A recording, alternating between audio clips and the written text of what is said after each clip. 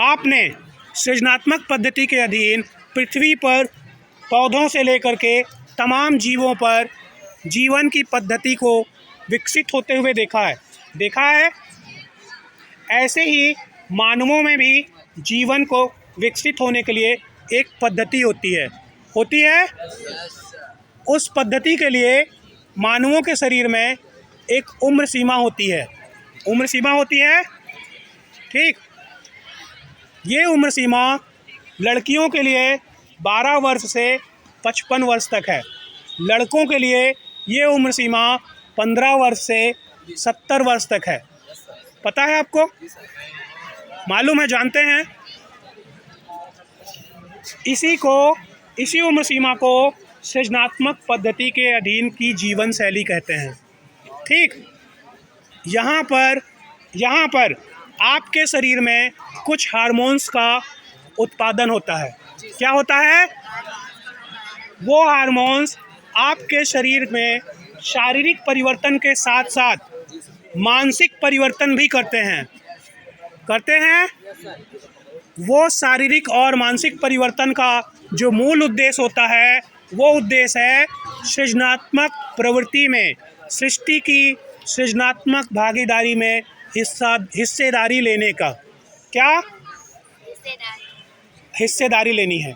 तो हिस्सेदारी लिए बिना ये सृजन की पद्धति पूरी नहीं होती। तो ऐसी स्थिति में शरीर में हार्मोन्स बनेंगे ना। वो हार्मोन्स आपको मजबूर करते हैं चयन के लिए मजबूर करते हैं। क्या एक लड़का 10 लड़कियों से लगातार बात कर सकता? एक से ही, है ना। तो ये जो चयन की उत्तरजीविता होती है, बात मत करिए, अभी सुनिए केवल। ये जो चयन की उत्तरजीविता होती है, यही हमें मजबूर करती है कि हम किसी से बात करें। आप समझ गए? कोई दिक्कत किसी को इस टॉपिक पे? कोई दिक्कत नहीं ना, आगे बढ़ें। इसके लिए मानवों ने अपने आप को इतना विकसित किया है कि उन्होंने अपने लिए घर का निर्माण किया। अपने यातायात के लिए तमाम गाड़ियों का निर्माण किया, हवाई जहाज तक का निर्माण किया। वो हवा में उड़ने के लिए खुद के हवाई जहाज का निर्माण भी किया। अब इसी प्रक्रम में उसने समाज में एक पद्धति भी विकसित की। क्या विकसित की? मानवों के अलावा क्या कोई और सामुदायिक है?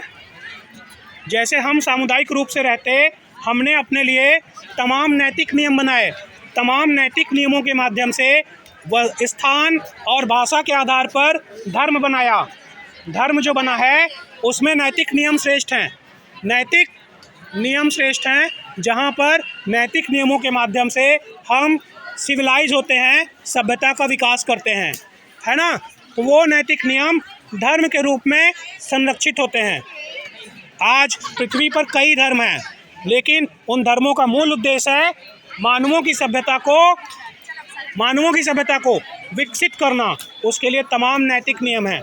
उन्हीं में से एक नियम है विवाह। जानते हैं ना आप? शादी। उस विवाह की कुछ आवश्यक शर्तें होती हैं। उस विवाह के लिए कुछ आवश्यक शर्तें होती हैं। एक मिनट बस, सिर्फ 1 मिनट। उस विवाह के लिए कुछ आवश्यक शर्तें होती हैं। वो आवश्यक शर्त है छत। पहला छत, दूसरा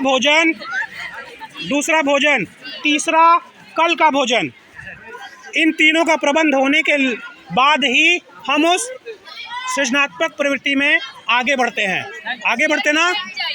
ठीक है, समझ गए? तो वहाँ पहुँचने के लिए शिक्षा की सबसे ज़्यादा आवश्यकता है, क्योंकि छत, भोजन और कल के भोजन के लिए पैसे की ज़रूरत है, और वो पैसा बिना शिक्षा के हासिल नहीं किया जा सकता। तो अभी आप इस विद्यालय में हैं, इस परिसर में हैं, तो आपका मूल धर्म है शिक्षा प्राप्त करना। शिक्षा इस स्तर की प्राप्त करिए, पढ़ाई ऐसे करिए कि आप इस प्रक्रिया में भाग लेने से पहले छत की व्यवस्था, भोजन की व्यवस्था कर सकें। हमारा जो मूल उद्देश्य था बताने का कि आप में जो कमियां आती हैं वो क्यों आती हैं, क्या आप समझ गए? है ना?